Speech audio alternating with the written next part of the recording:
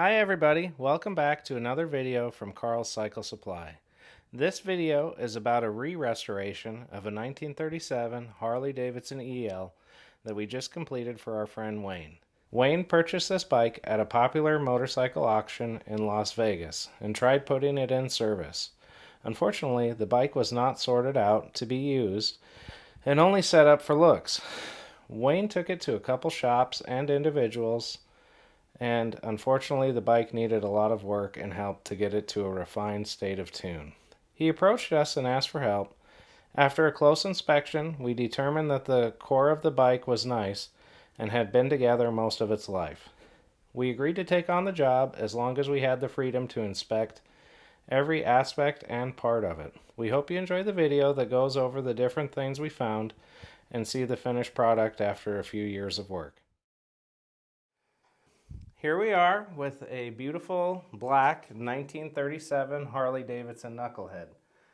This bike came to us from a friend in North Dakota. He bought it at auction. It had a few problems. It was kind of put together and it was a mess. The bike is a early 37 Knucklehead. It has 36 belly numbers, so that means that they were using cases that they actually made in the 36 production run, and it has a lot of really cool early parts. There were 3 different frames, 3 different forks used in 37, and this has the earliest version of everything. It has a large hallmark 36-37 neck with the 7/8 tube. It has a 36 transmission case, kicker cover, and transmission top. Something that's cool and unique to this is that it has a mount that bolts onto the kicker cover and goes at a 90 degrees and comes back, and then you get to use your 5th mount support instead of the early 36 style little kicker support that was used before that. The oil tank, instead of having the banjo bolt on the bottom, it has it back here like a 36, and it also has a 36 fork, which has the narrow fender mount tabs with no reinforcements. The bike is really nice in some ways. It required a lot of work. I remember when Wayne dropped it off, looking at it in the back of his truck and looking at the back part of the frame and seeing that it was really wavy and caved in down on this side, and I knew that that was going to cause problems. And we tore the bike down to every last screw, nut, and bolt, and sandblasted everything and inspected everything and found a myriad of issues and problems that we had to address. What's challenging about these bikes is that, they start out all fresh and perfect and brand new, and then they all live different lives. Some are abused, some are cherished. When they made these bikes brand new, they didn't have four-wheelers or dirt bikes or ATVs or whatever. If you wanted to get to weird, hard-to-get places, a motorcycle was the best answer. So I don't know what life this thing lived. I think it stayed relatively intact. The core of the bike, the engine, the heads, the transmission, the oil tank, the gas tanks, I think it's all been together since it was new. People would fix them up as best as they could, but they all live different lives. So anyways, back to the frame. I saved a piece of it to show and add to the video. Once we sandblasted it, there were a lot of goofy repairs going on in this top tube, and then the left rear socket for the axle plate was very poorly repaired and had a terrible bond. And then it had some terrible repairs on the lower tube as well. And I ended up finding an original tube from one of my friends in Virginia, and I replaced the whole tube and part of the socket, but used most of the axle plate that came with the bike. So it was a weird, tricky repair, but I V'd everything out and ended up with 100% penetration. And I'm really happy with it. The fenders are fantastic. They got a lot of work done to them. There wasn't any rot in them, but they were really twisted up and nasty and just kind of all over the place. We got the tail light fit up really nice, chrome plated the cup, painted the bracket. The gas tanks were very caved in, and I had to cut the backs out of them and pound out the dents and straighten them out, and I'm really happy with how they turned out. The dash cover is an original dash cover, and it's got all the right marks. It's never been chrome plated, which is nice. So like the definition right here and these little perimeters are always really nice. But it had a lot of silicon bronze welding done in this area, and it required a lot to get it to fit nice. But we spent a lot of time on it, and it turned out really good. The handlebars were reproduction when we got it, and I didn't find a set of 36/7 bars, but I did find an original early forging, and I had Tom Faber retube them, and they turned out perfect. You know, the action is so nice and smooth, and it feels great, and there's nothing better than having intolerance handlebar slots so that these don't throttle up and act goofy. The front leg of the fork we had to retube. We make the tubes for those and a fixture, so that's very easy to do. The front leg, it has the dimples right here like all 36 forks. It's got a heavier forging up here. I can't prove that this is the fork that came on it, but I believe that it's the correct one for it. It still has the stamped steel front brake drum, 36-37 front brake backing plate. The original star hubs that we had re-hard chromed. It had repo rims when it came in, and we found some original ones and had them restored and put on it. It's an open rocker engine, which is really, really cool in that regards. We've done some 36 videos and talked about it, and it's just fun to see them working. Well, that was one of the biggest problems, was that it was not really evacuating the oil from the top end, and when we took it apart, it had the wrong shafts. 3 of the rocker arms were later. The breather cavity was all wore out, and we ended up putting a high evacuation breather in it, and did all the other tricks we've talked about in other videos to get it to where it would work. And I'm really happy with the outcome. We haven't fired it up yet, but I feel that it'll be very easy to dial in once we fire it up. This bike is fresh, it's brand new. We're going to start it tonight or tomorrow and then start the dialing in process. I figured it's all detailed out. We should just shoot at least the right side of the video right now. Another one of the things I had to find was the correct 36-37 rear brake pedal, and they're longer here. They have 2 holes down here.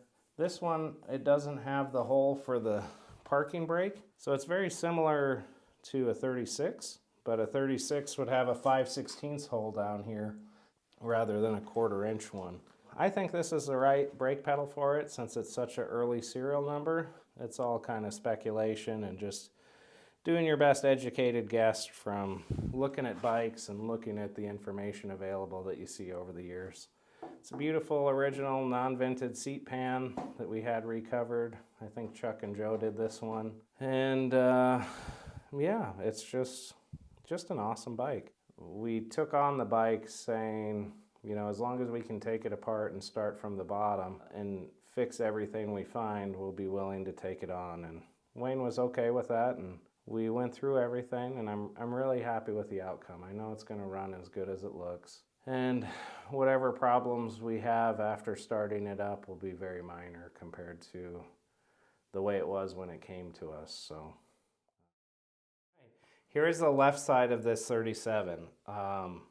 We literally just rolled this off the lift for the first time. We're going to be starting it up tonight or tomorrow. And one of my favorite things to do when we're slaving away on these bikes for years is to see them on the ground for the first time. So you kind of take it for granted getting to work on these things all the time. It just feels so good when they're on their own 2 wheels, the tanks and dash are on, and you can just see the straight lines and beautiful stuff that makes these things so special. This is an awesome 37. It's a very early number. It is not painted a conventional color. When they first came out with 37s, they only offered them in red and brown.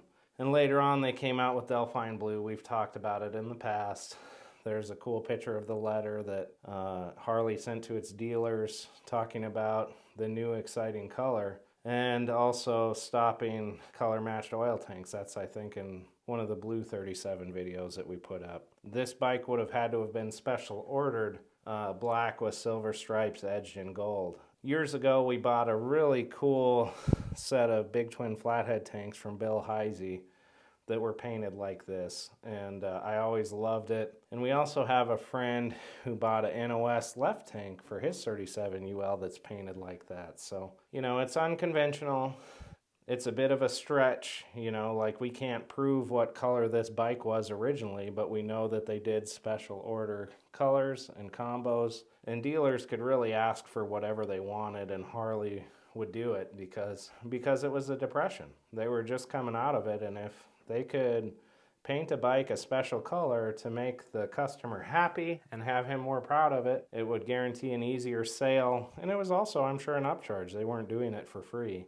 So, looking at the left side of this bike, there's a lot of cool special 37 features. It's the first year for the stamp steel shift arm and the notched gate. First year for the dash with a trip meter and a little speedo light right here. It has the long reinforcement heads that came out in 36, somewhere around 2000. So looking at the bike, these things are such a trip because dimensionally this is exactly the same motorcycle as a 36. It's 25-degree neck rake, inline fork, 18-inch wheels. But because of the stripes, I feel like it makes the bike look so much longer, sleeker, and lower. It's just a total badass looking motorcycle. You can see that the stripes are right on the outside of the rivets. They go to a sharp point right here, and then they come all the way off the fender, off the back of the front fender, and then on the rear fender they go all the way off on the right side, and then on the left side it stops right here where the chain guard goes in.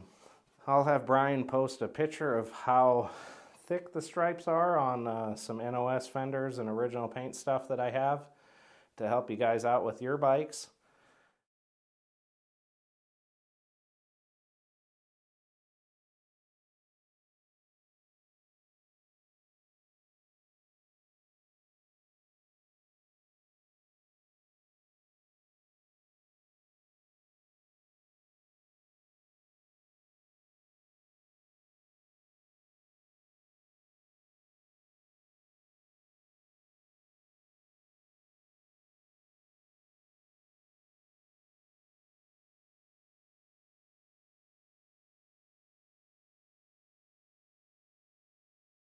I have a couple NOS tanks that I get the measurements off of for these, and you got to be really careful. You don't want them to look like sinking submarines where the Harley-Davidson is nosediving, and you don't want them pointed way up in the air. These were done by hand, and I'm sure there was some variance, but kind of a rule of thumb I like to go with is that they look almost level or level when the bike is on its center stand, and they should be going up just a little bit. So if you look at, you know, 15 original paint bikes, they're all going to be a little bit different, but none of them are sinking down. So that's kind of a good rule of thumb, and it's helped me out in the past. So probably the biggest feature that came out in 37 that this bike has, as opposed to a later one, is the frame. 37 was the first year for an 1.1/8" tube from the neck all the way down to the new sidecar loop forgings. And then at the bottom of the sidecar loop, it goes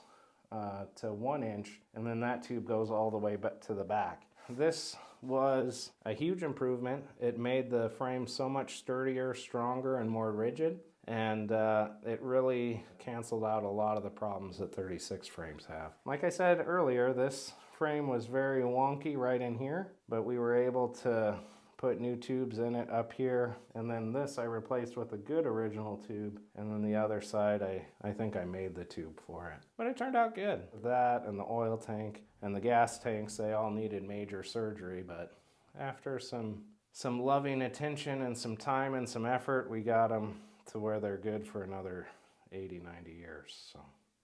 So these saddlebags are what are called basket weave saddlebags, and they're from 1937 and 1938. They are so intricate and detailed and so cool. My friend out east made them for us, and you can see that the logo is very like three-dimensional and just has a ton of topography and detail and texture, and they are so cool. The straps have these cool little grooves cut in them. Even the mounting plate is basket weaved, and I just love the way they look. Aside from the looks, the size of them is what makes it so much better than the earlier bags, which were much smaller. You know, the early bags, they hung on towel hangers and had a little leather strap that went on them, and you know, you can barely even fit a jacket in them.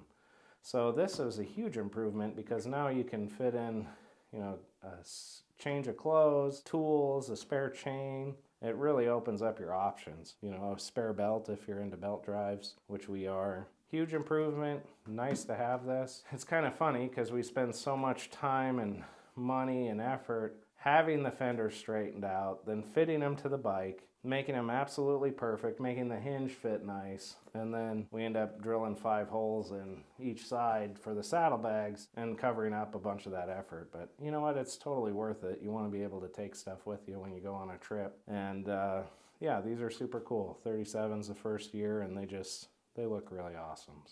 So getting the bikes to this point feels good. It's a huge relief.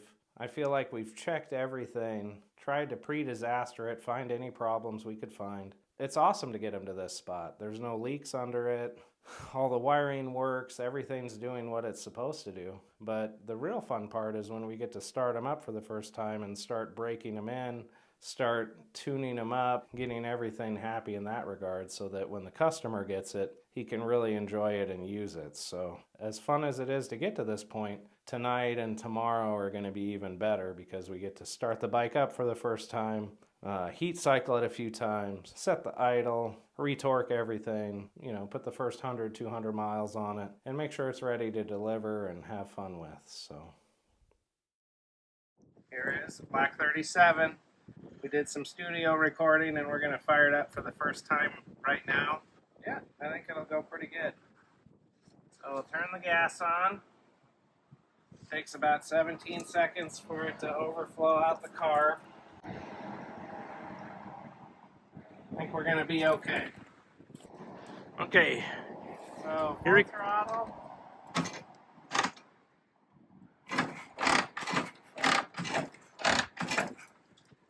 Kind of a cold day, so we're going to do 2 choke notches.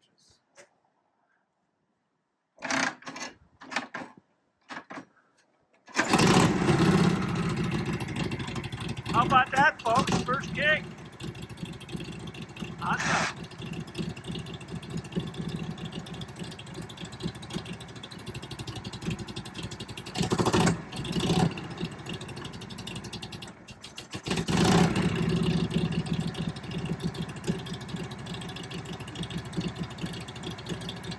There we go, live. Sounds a little lean.